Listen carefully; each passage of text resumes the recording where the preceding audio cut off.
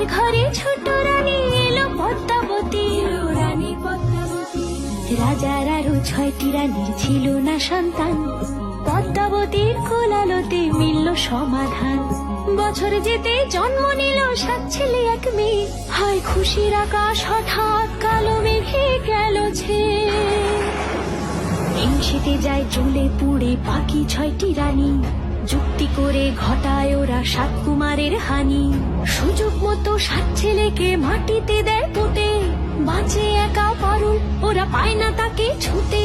ধাইমা বাজায় সেই মেয়েকে বড় করে তোলে, 7 ভাইকে পায় যে পারুল 7টে চাপা ফুলে।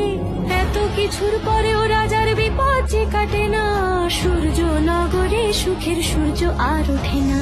হিংসা বিবাদ বিচ্ছেদ আর প্রেমের কাহিনীতে পারুল বোন কি পারবে 7 ভাই চম্পাকে জাগাতে।